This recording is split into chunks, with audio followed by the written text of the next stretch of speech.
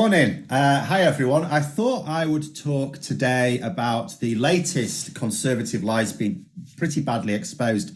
And I thought we'd start off with the announcement of the police numbers. So this is quite extraordinary. I'm going to put up a couple little things here.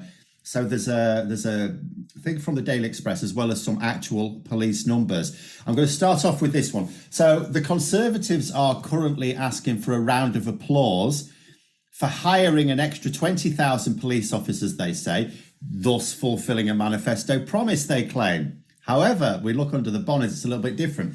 But first of all, let's just point out here, their own policing minister, Chris Philp, has pointed out that this is only 3,542 police officers more than there were in March 2010. And you think, so, okay, what's unusual about March 2010? Oh, that's when Labour were last in power. 2 months later, the Conservatives came in. But the population has increased since then. So you think, so in terms of the number of police officers, have they really provided a new peak? Not really, because the Conservatives reduced police numbers by over 20,000 for a decade. In fact, if I move my head out the way, you can see in the graph, what the graph above me is the number of police officers each year in England and Wales. It's very important to point that out because remember that Westminster, whoever's in government in Westminster, only manages police numbers in England and Wales. It's devolved in Scotland, that's down to the Scottish Parliament and government. It's devolved in Northern Ireland, although who that's up to at the moment is anyone's guess. So really they can only talk about England and Wales. So you can see that it dropped down. Where you see that big rise, that's when Labour were in power. Where you see the big drop, that's when the Conservatives were in power. And now it's come back up again because they sort of recognise that law and order's now a more serious issue. They're not going to win elections easily, so they felt they needed to put these police officers back. But I want to point out a few facts here. First of all, per capita terms, because what matters is how many, if you're going to get police on the beat, how many police officers per, say, million of the population. So in 2010, when Labour were in power, there were 2,327 police officers for every million people in the population. Now there's 2,171. So in terms of per capita number of police officers, it's still down and well down compared to Labour. And Yvette Cooper made this point for Labour yesterday. The other thing to bear in mind is that what the Conservatives did was to get rid of a lot of experienced police officers. And all they've done, because they've employed basically 20,000 new police officers in a very short period of time. So they're all very inexperienced. And I want you to imagine your workplace, right? Imagine your workplace. And imagine you get someone new to the team, right? What do? People help them out. You have someone mentors them, shows them the ropes, all the rest of it. Now imagine you get a huge influx of new people, loads of new people at once.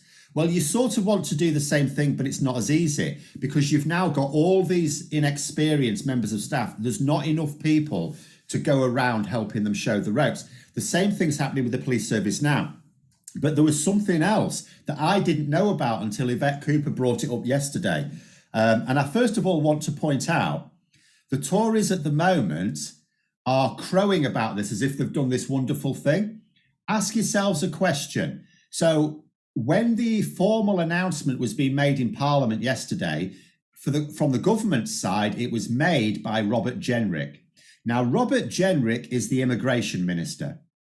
He's a junior minister in the Home Office, but he's the immigration minister. Ask yourself why Robert Jenrick turned up. Why didn't Suella Braverman, the actual Home Secretary, if she's got this brilliant news, if she's done this amazing thing, why didn't she turn up? And if she wasn't going to turn up, why didn't Chris Philp turn up, who's the policing minister? Why has the immigration minister turned up to talk about policing? Because they're all scared of Yvette Cooper, that's why. And you could, if anyone's seen Yvette Cooper tear Jenrick to shreds yesterday, you'll see why. She pointed out, for example, that the government were not meeting these targets. Now, I didn't think they were, I have to say, but she's confirmed it. They were not meeting these targets. They went from recruiting a few hundred a month to suddenly, just at the point at which they needed to get them recruited to get this announcement out, they were suddenly recruiting 2,500 when they'd been previously recruiting a few hundred in a month to 2,500. And what she said is what's been discovered is, first of all, the police, to meet this target, have been asked. So there's been people who've been applying, rejected.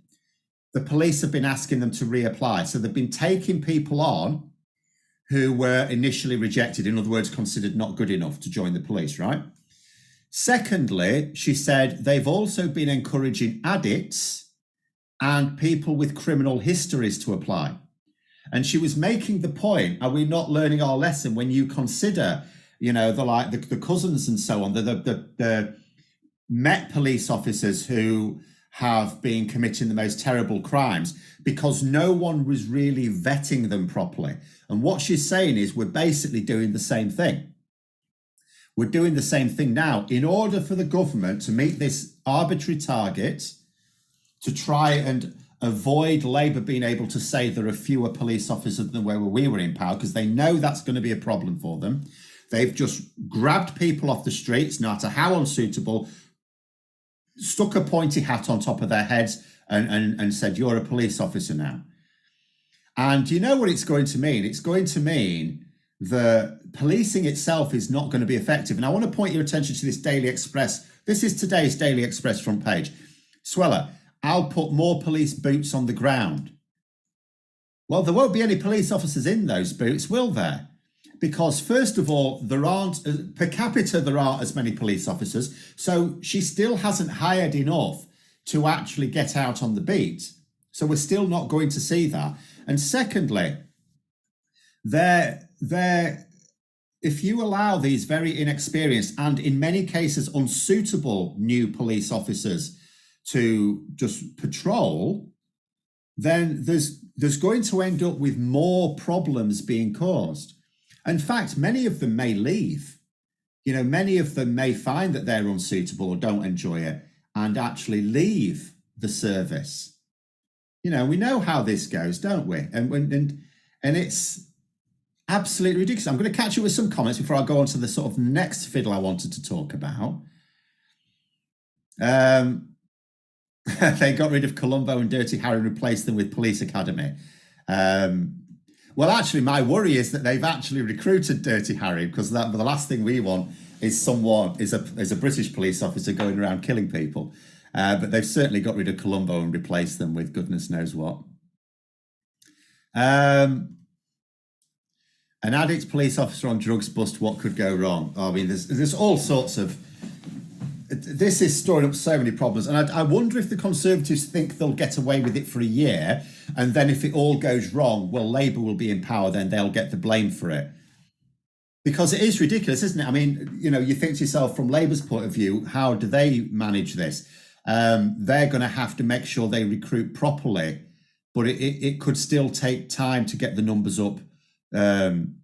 Because, you know, you're talking about a lot of police officers who at the moment are not operationally viable, either because of inexperience. They may be perfectly good police officer material, but they're still very inexperienced, or just because they're both inexperienced and not suitable material, the sort of people you cannot really keep in the service.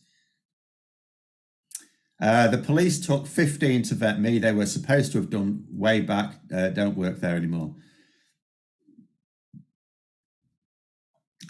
Well, what seems to be happening, if you're going from a situation where they've gone from recruiting a few hundred a month to 2,500 in the last month before the deadline, in order for them to be able to announce this before the local elections, because that's what it's all about, being able to announce this before the local elections, because law and order is always a big issue in local elections as well.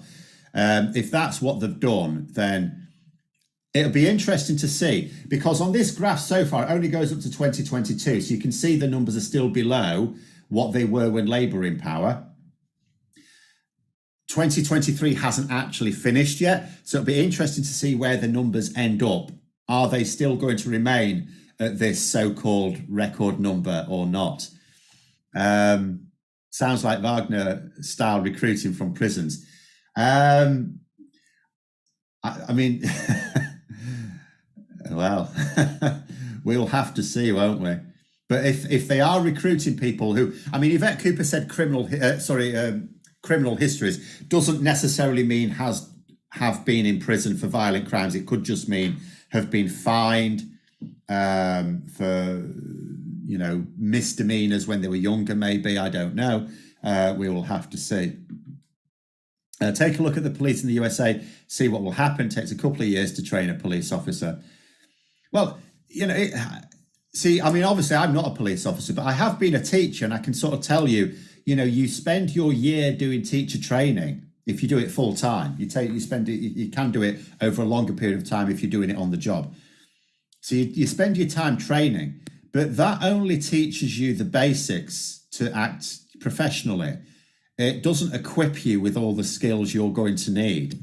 In fact, I never actually learned all the skills I would have needed in 20 years. But there we go. Right. Danilo saying, I hope the Tories are about to choke on the Norwich leaflet skullduggery. Right. Well, and Daily Blase, just quickly there. Did I hear rightly that both Andrew Bridgen and 30p Lee nearly got into fisticuffs? Well, sort of. It wasn't Andrew Bridgen. It was a friend of Andrew Bridgen's. So basically, Lee Anderson, I might talk about this later today. Lee Anderson threatens to beat up an elderly man who may not be a very nice man, but that's irrelevant, in the House of Commons tea rooms. But I'll go on to Danilo's thing there, saying, I hope the Tories are about to choke on the Norwich leaflet skullduggery. So that was my next thing to talk about. The latest bit of, I need to get better at positioning these, I think. The latest issue. So what's happened? This has only happened in Norwich. Now, they're claiming it's an error. It might be, but I think it's a very surprising error. So the local Conservatives in Norwich have been handing around leaflets in certain areas and reminding people that the elections are next week and how to vote. And if you're voting by postal vote, to get it in nice and early, all fine. But there's one part in it which you won't be able to see very clearly there.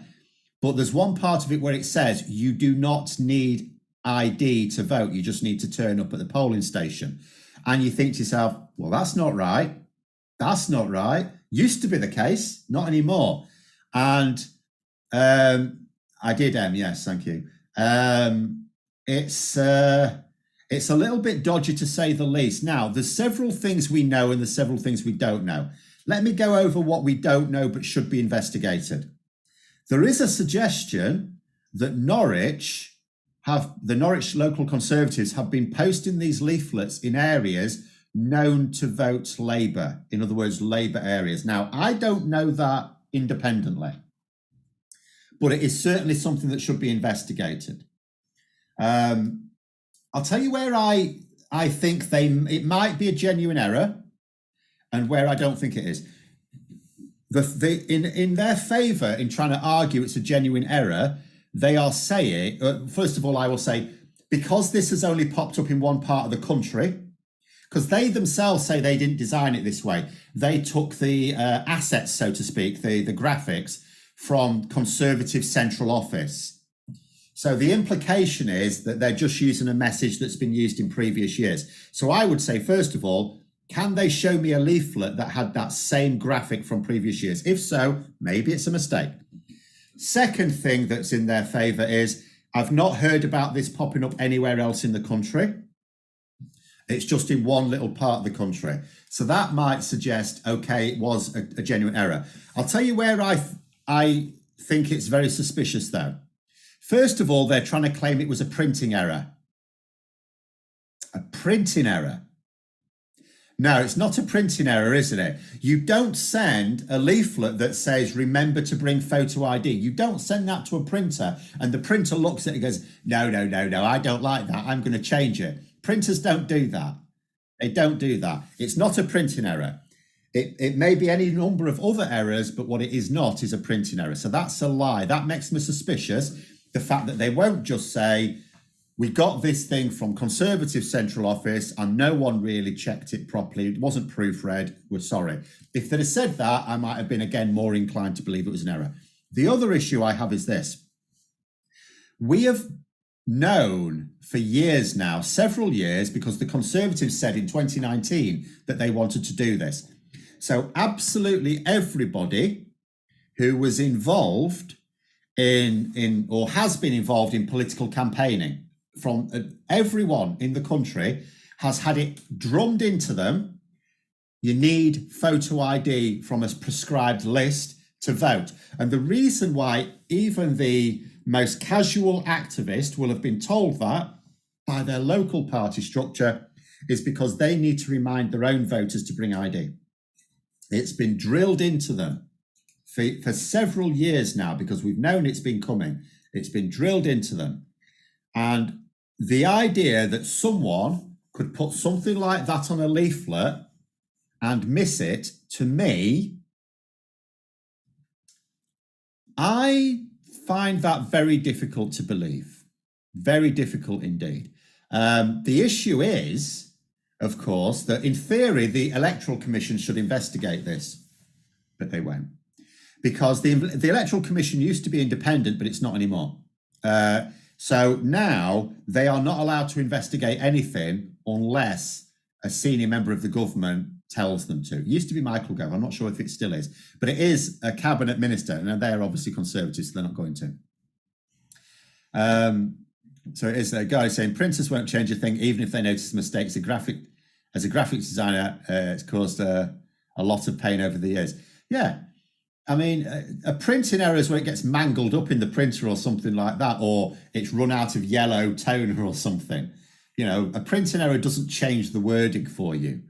There may be a formatting error, but even that wouldn't change it from clearly what it was supposed to look like. It wouldn't just change a few words. So, yeah, I am, on the one hand, I'm thinking because it's only shown up in one part of the country, I am minded to be charitable, but at the same time, I do think it needs properly investigated. And I don't mean just by the local Conservatives. I know the Lib Dems have asked the Conservative Party, Greg Hands, the party chairman, who is in charge of their local election campaign, to investigate. I would want the Electoral Commission investigating, because some of it doesn't stack up. But there we go. Get Keir on for a brew. We could try, but I'm not sure he will. He may do when it comes near. See, this is the thing, you see. If we get ourselves built up on this channel, then we may well be able to grab him during the general election campaign. That'd be good. But there you go. In fact, the freckled puny there saying, working in graphic design and print, a printer error is getting a colour scheme wrong or the wrong resolution of photo, not the body of the text. Well, yeah, exactly. Do you think they did get it from central office, but the wrong folder? Maybe it's from year's plan. Well, they say they got it from central office. There's no reason to say otherwise. You could look at it and go, yes, it's plausible. But again, why didn't they notice it? Like, why didn't they check it first? See, someone's had to select that graphic.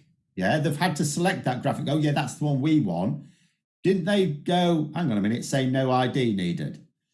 Because that, to me, should have been, in fact, I'm just going to make it larger on mine so I can read it. It says there quite clearly, you don't need any ID in order to vote. I don't see anyone getting that wrong. But we will say that. It might get Angela in. I think we might get several people come general election time if we get the channel built up there. But anyway, let's go through some other unrelated comments, particularly. Marina Perkis actually made Mogg visibly uncomfortable in his own space. Did he undermine himself in front of all his fans and possibly turn a bunch of them off him? In all honesty, I suspect not. So for those who don't know, this is Marina Perkis, who went on GB News. She was very hesitant about it, for those who don't know much about her. She has in the past said she wouldn't go on GB News. I I have said in the past I'd be quite happy going on those things. But a lot of people, including me, persuaded her, no, go on and tear Rees-Mogg a new arsehole. And she did, and she called out a lot of his nonsense, and you could tell how badly she destroyed him without even watching it, because the following day the right-wing commentariat and the right-wing press were all talking about how rude she was. They couldn't create any issues with what she said or how she called out his lies. She just described. It's a bit like in Parliament, where Tory MPs, when there's a female opposition MP saying something they don't like, they tell them to watch their tone. It was the same thing. It's the tone police out. So you could tell how effective it was from that point of view. But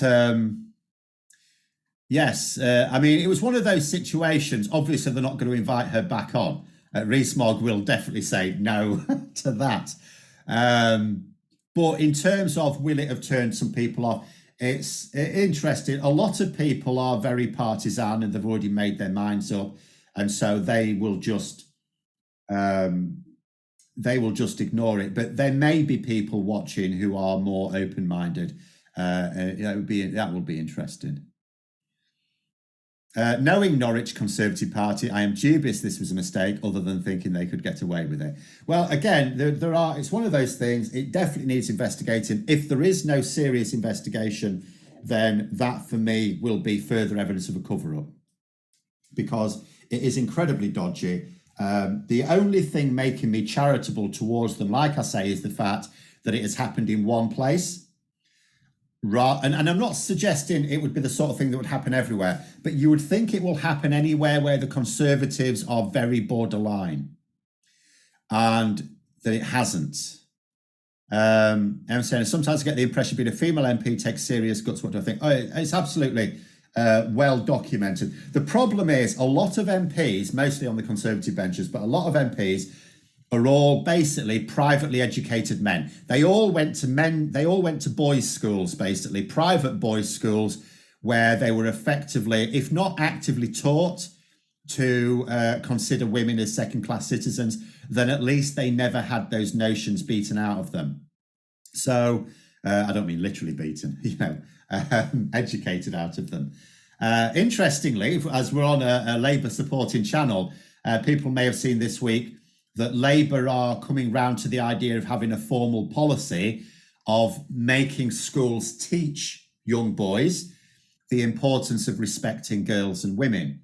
So, Keir Starmer is suggesting that they may amend the national curriculum so that boys have to be taught about, respect for women. But yeah, you've got a lot of MPs who have that sort of background where it just didn't occur. I mean, you might grow up in a comprehensive school not respecting women, but you are at least mixing with girls, and there is a chance that you get to see them as normal people. If your home background is really terrible, then you may still grow up to be a misogynist. But in private schools where you basically go and you're surrounded by boys and male teachers, and you're not, which is the case for so many, particularly Conservative MPs, but there are privately educated Labour MPs as well. And it's, so being a female MP, they do face a lot of sexism. It's well documented. But anyway, did I see that Jess Phillips is to be investigated by the Standards Committee? Yeah, I think it's another declaration thing. These things happen. Obviously, the right-wing press will make a massive meal of it whenever it happens. And it shouldn't happen. It is perfectly true that it shouldn't happen. But it has to be noted, it happens all the time. At any one time, the Standards Committee are always investigating dozens of MPs and basically what they've done is messed up their forms, their declaration of interest forms. And like I say, they shouldn't. They should it's really important, and particularly for Labour MPs, they know that the right-wing press will come down on them like a ton of bricks if it happens. They'll ignore, for every Labour MP that does it, the 6 Tory MPs that are doing it at the same time. But they should know that, and they should take greater care. But for all I know, the forms are ridiculously complicated. But anyway, that's all it is.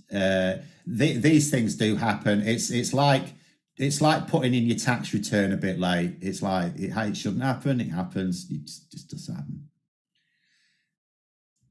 I mean, if they come back and say, actually, there was a deliberate attempt to conceal income here, then okay. But other than that, I would think it's the sort of thing that happens to dozens of MPs every year, and mostly it's not reported except when it's someone the right-wing press thinks they can stick in, put a stick into. Given the Green movement, green inverted commas there, should Labour put feelers out to the pagan community? Pretty sure the Pagan Federation would value the inclusion exposure plus extra voter base. I think you were mentioning that to me earlier, weren't you? I noticed on the front page of The Guardian today there's something about that I may have to read.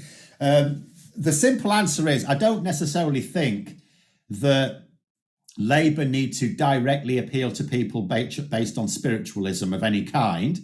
They need to appeal to people based on policies, don't they? That is what I would suggest. And also, the other thing to bear in mind is that in every election, if either the Labour or the Conservatives want to win that election, there's always quite a narrow group of voters they need to target. And we know which groups Labour are targeting. They're targeting two groups, apparently. First of all are men in their mid-50s who own their own home, have a decent amount of money, but didn't come through an academic route. In other words, people who sort of left school with basic qualifications and earned their money, maybe through sort of manual, traditional working class backgrounds, you may say. Maybe they ended up owning their own business, something like that, but effectively manual type work. These are the sort of Brexity type people. That's one of their targets. And the other target, apparently, although this is less certain, is 40-year-old or roughly 40-year-old single mothers who don't really care about politics at all. I'm not sure either group are known for any particular type of spiritual thinking, let alone a specific one like paganism. And that's the thing. In terms of winning an election, it's like there are lots and lots of people that will vote Conservative or Labour based on their general policies in relation to the other. So it's a case of targeting those. It's those swing voters in the constituencies that can swing and that will swing between Labour and the Conservatives effectively is what they need to target. Labour, last one here, Freckle Punit Puny. Labour MPs are held to a higher standard than Tory counterparts. This can be a blessing and a curse. It's an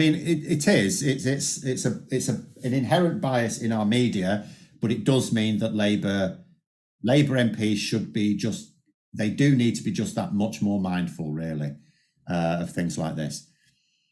It says Labour need to put out their best public speakers out constantly now. Would you be able to list a few that the public would be most likely to be receptive to? So very quickly, just to finish off then, who would I say? So if we go through the good orators, so we'll start with Keir Starmer has been working on it, but let's be honest, he's not the best. Angela Rayner is good for certain types of voters, but she's quite divisive. She's very good appealing to certain types of voters. So they would definitely wheel her out, for example, in the Red Wall. People would be receptive to her there. So with some people, it's like, depends where you put them. David Lammy he comes across very well to the public. He does LBC phone-in shows as well. He's quite good on that. Lisa Nandy would be another one. Basically, you would say for the Red Wall, you'd probably send out Lisa Nandy, Angela Rayner, and Yvette Cooper. They're all quite different in style, but they are all northern women, and they will all come across well in the Red Wall. Whereas maybe more the Tory heartlands, where like you're into the mix with Labour, Lib Dems, and the Conservatives. You may be talking people like David Lammy, Wes Streeting, people like that. They don't have a glut of good orators, good public speakers, but those are the ones I would probably point out. But there we go. They should just lock Wes Streeting where his car crash went to happen. In interviews, In interviews, I think Wes Streeting needs to amend his approach. But I do think in public speaking, he's much better. Like if you watch him on Question Time, he's very good. If you see him speaking to the public directly, he's very good. He's very good out campaigning. I just think when it comes to interviews, I think he could work on that, shall we say. He's also very good at the dispatch box. So in any other, outside of an interview, a one-to-one interview, if Wes Streeting is sort of in Parliament or talking to members of the public directly or in a studio, I think he is much better. He is quite good. But anyway, we've run out of time. Thanks very much for coming on.